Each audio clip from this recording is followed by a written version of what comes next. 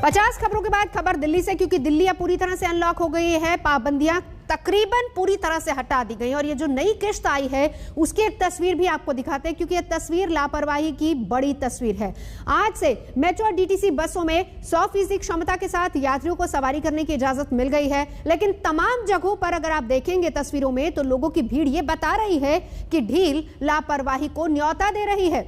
लंबी पाबंदियों के बाद आज से मेट्रो और बस सेवा 100% क्षमता के साथ चालू हो गई है, लेकिन सुबह से अब तक सभी जगहों पर भीड़ ही भीड़ नजर आ रही। मेट्रो स्टेशंस पर लंबी कतारें हैं, बसों में भारी भीड़ है, सड़कों पर भी बेतहाशा भीड़ नजर आ रही है। तो अनलॉक दिल्ली 100% क्षमता के साथ इजाजत दे दी गई है। स्पा 50% क्षमता के साथ खुलेंगे। बसेस, मेट्रो, क्लस्टर बसेस सभी को 100% क्षमता के साथ खुलने की इजाजत दे दी गई है, लेकिन सिनेमाघर 50% ऑक्यूपेशन के साथ खुलेंगे। 50% क्षमता के साथ सिनेमाघर खुलेंगे। जिम्स में लोग जा सकते हैं, वर्जिश कर सकते हैं, कसरत कर सकते हैं, लेकिन 50% ही लोगों को इजाजत होगी 50% क्षमता के साथ। और इसके साथ ही साथ बहुत जरूरी कोरोना प्रोटोकॉल का ख्याल रखना, जिसमें सोशल डिस्टेंसिंग, मास्क दोनों जरूरी है, लेकिन कम से कम बसों और मेट्रो स्टेशंस पर तो यह नजर नहीं आ रहा है। मेट्रो की बात करें तो 100% क्षमता के साथ शुरुआत हो चुकी है। यह अनलॉक 8.0 है। खड़े होकर यात्रा करने की इजाजत नहीं है। अगर सीटें भर गई हैं तो फिर आपको अंदर जाने की इजाजत नहीं होगी।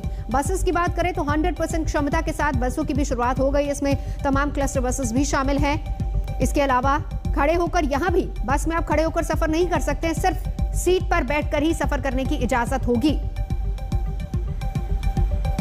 8वां चरण, और 8वें चरण में जो सबसे बड़ी राहत है वो मेट्रो ट्रेन से यात्रा करने वाले यात्रियों के लिए है, और वो इसलिए क्योंकि 100% सीटिंग कैपेसिटी से अब दिल्ली और एनसीआर में मेट्रो चल पाएंगी। जो दिल्ली मेट्रो का पूरा की प्रणाली है वो 100% सीटिंग कैपेसिटी से चलेगी। इस समय हालांकि जो अलग अलग मेट्रो स्टेशन है वहां लाइन लगी हुई है, क्योंकि अभी जो कोविड प्रोटोकॉल है उसका पालन किया जा रहा है, और साथ ही साथ खड़े होकर के अब भी मेट्रो में सफर करना नहीं अलाउड होगा, यानी आप सिर्फ बैठ करके कर सकते हैं। तो एक डिब्बे में जहां पहले 400 लोग सफर करते थे वहां अभी तकरीबन 50 लोग ही सफर कर पाएंगे। इसीलिए कई जगहों पर खासतौर पे जो मुख्य मेट्रो स्टेशन है उन पर कतारें देखी जा सकती हैं। आपको हम दिखाएंगे कि किस तरीके से लंबी कतारें यहाँ बाहर मेट्रो स्टेशन के जो लगी हुई है और लोगों को अपनी बारी का इंतजार करना पड़ रहा है। तो एक सुविधा तो हुई है कि 50% सीटिंग कैपेसिटी से अब उसको बढ़ा करके 100% बैठने की व्यवस्था कर दी गई है, लेकिन खड़ा होना अभी यहाँ पर अनुमति उसकी नहीं होगी। आप लोगों को क्या हर रोज लाइन में लगना पड़ रहा है? लाइन में लगने में हर रोज सोमवार है, इसलिए वैसे नहीं, ऐसे नहीं लगना पड़ रहा है। तो ये लोगों को भी राहत मिली है, क्योंकि ये लाइन बेशक लगी हुई हो लेकिन चलती हुई लाइन है, इसीलिए लोग कम से कम इसमें परेशान कम हो रहे हैं। तो 100% कैपेसिटी के साथ आज से डीटीसी की बसों में सफर करना भी एक बार फिर से शुरू हो चुका है। इस वक्त हम मौजूद हैं डीटीसी बस के अंदर। आपको तस्वीरें दिखाना चाहेंगे कि पहले जिस तरीके से बसों के अंदर एक सीट पर एक ही व्यक्ति को बैठने की इजाज़त जो है वो दी जाती थी, लेकिन आज एक सीट पर 2 व्यक्ति जो है वो सफ़र कर सकते हैं, लेकिन कोविड गाइडलाइंस का आपको पहले की तरह ही पालन जो है वो करना होगा। सीटों पर जो 2 लोग बैठेंगे उनको प्रॉपर मास्क जो है वो लगाना होगा, और लेकिन इसके साथ साथ सैनिटाइज़र का भी इस्तेमाल करना होगा। और बसों के अंदर अगर कहा जाए जिस तरीके से लोग खचाखच बसों के अंदर भर के जाते थे वो स्थिति फिलहाल देखने को नहीं मिलेगी। इसी तरीके की स्थिति दिल्ली मेट्रो की भी रहेगी, लेकिन 50% जो कैपेसिटी पहले सरकार की तरफ से दिल्ली जो सरकार की तरफ से अलाउ किया गया था उसको अब एक बार फिर से 100% जो है वो कर दिया गया है। ऐसे में लोगों को एक बड़ी राहत जो है वो साफ तौर पर मिलती हुई फिलहाल इस तरीके से नजर आ रही है। कुणाल की रिपोर्ट देखिए, सुशांत की रिपोर्ट आपने देखी बसेस में, मेट्रो स्टेशन पर क्या हाल है, लेकिन साथ ही साथ ये भी बता दें कि मल्टीप्लेक्स थिएटर्स भी आज से खुल जाएंगे। कैपेसिटी यहां पर भी 50% होगी। देखिए मेरे सहयोगी की रिपोर्ट। घरों की रौनक एक बार फिर से लौटेगी। इस वक्त हम पुरानी दिल्ली के चर्चित डिलाइट सिनेमा घर के भीतर मौजूद हैं और यहाँ पर कोरोना से निपटने के लिए तमाम तैयारियों को अंजाम दिया जा रहा है।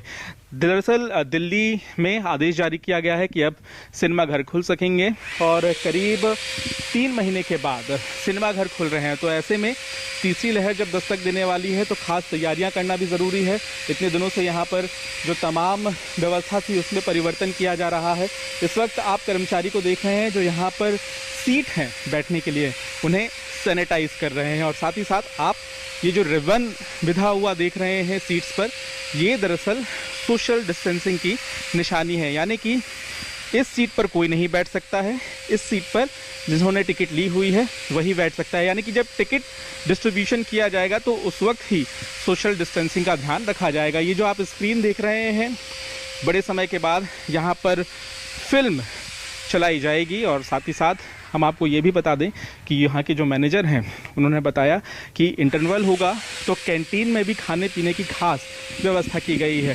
बात कर लेते हैं डिलाइट सिनेमा घर के मैनेजर से। ये बताइए कि खाने पीने का भी विशेष आप लोगों ने ध्यान रखा है, क्योंकि जाहिर है जो फिल्म देखने आएगा वो पॉपकॉर्न समोसे का लुत्फ लेगा ही। हाँ, वो सब जो भी मिलेगा, जो भी हम फूड सर्व करेंगे वो पैकेज फूड होगा प्रॉपर, और जो वो यूवी लाइट के थ्रू होकर आएगा, जो भी बैक्टीरिया फ्री हो जाएगा वो हमने एक इंस्ट्रूमेंट लिया हुआ है उसके लिए अलग से। और मैं ये भी बताना चाहूँगा, उससे अलग हमने जो एसी की जो अरेंजमेंट करा हुआ है यहाँ पे ऑडी के अंदर, हॉल्स के अंदर, वो यूवी लाइट के थ्रू होके आएगी, हमारी जो एयर आएगी कूलिंग। आगे बढ़ते हैं। जासूसी मामले को लेकर आज भी संसद में हंगामे के आसार हैं। मॉनसून सत्र की शुरुआत हो चुकी है, लेकिन शुरू से लेकर अभी तक अगर देखा जाए तो हर दिन कार्रवाई ठीक से नहीं चल पाई है। विपक्ष के हंगामे की भेंट ही चढ़ी है कार्रवाई, और अब भी मामला शांत होता नजर नहीं आ रहा है, क्योंकि कांग्रेस ने लोकसभा और राज्यसभा में जासूसी कांड पर चर्चा के लिए नोटिस दिया है। विपक्ष लगातार मांग कर रहा है इसी मुद्दे को लेकर। आपको बताएं कि जासूसी पर घमासान जारी है। कांग्रेस का स्थगन प्रस्ताव का नोटिस, और एक बार फिर से क्या हंगामे की भेंट चढ़ेगा आज का दिन। जासूसी पर घमासान, मनीष तिवारी का लोकसभा में नोटिस है। उन्होंने कहा है कि इस पर बात की जाए। जासूसी कांड पर किस तरीके से घमासान मचा हुआ ये भी आपको बता रहे हैं। मनीष टैगोर का राज्यसभा में नोटिस है, उन्होंने भी कहा है चर्चा की जाए।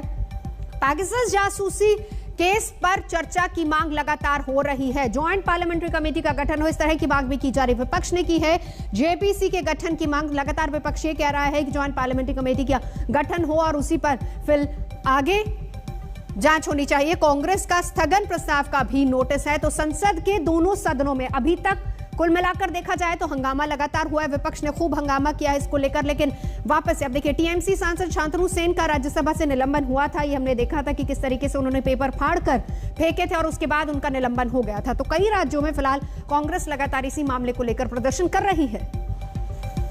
जासूसी ये सस्ता काम नहीं है। उसका जो लाइसेंस होता है 6 या 7 फोन का जासूसी करने का, वही 60 करोड़ में मिलता है। 60 करोड़ और 10 पेगासस का जासूसी करने का खर्चा होता है लगभग 80 करोड़। तो हमने 300 का किया है, तो ये कितना अरब हो गया। तो पैसा किसने दिया, कहाँ से आया, ये ढूंढने की बात है। मैं चाहूँगा अगर उनके पास कोई भी ऐसा फ़ोन है जिसकी लगता है कि जासूसी हुई है, जिसको किसी ने ब्रीच किया है, वो तुरंत के तुरंत उसको पुलिस को दें और पुलिस उसकी जांच कराए। सिर्फ हवा में तीर नहीं मारे। एक्चुअली क्या होता है कि जब पार्टी जो है वो वेंटिलेटर पे होती है तो पागलपन एक्सीलेटर पे पहुंच जाता है। कांग्रेस पार्टी की और उनके साथ जो लोग खड़े हुए हैं उनकी स्थिति लगभग ऐसी ही है। जहां तक सवाल है इस पूरे के पूरे प्रकरण का, इसमें आईटी मिनिस्टर ने बहुत स्पष्ट दोनों हाउसेज में स्टेटमेंट दिया। अब उसमें किसी तरह का कोई कंट्रडिक्शन नहीं कर रहा है, कोई उस पर क्वेश्चन नहीं कर रहा है। अब नई नई कहानियां गढ़ी जा रही हैं, नया नया जो है वो किस्से कहानी जोड़ करके, और इसको जो है वो किस तरह से बढ़ाया जाए, किस तरह से कंफ्यूजन क्रिएट किया जाए, किस तरह से फेक एंड फैब्रिकेटेड कहानियों के जरिए देश को बदनाम किया जाए, इसकी कोशिश हो रही है। ये दुर्भाग्य देश में एक ऐसा माहौल बन गया है कि केंद्रीय चौकीदार सरकार का जो देश जिसका नारा होना चाहिए जागते रहो और जनता की सेवा करते रहो, उसका नारा हो गया है लोगों के घरों में झांकते रहो और जनता को लूटते रहो।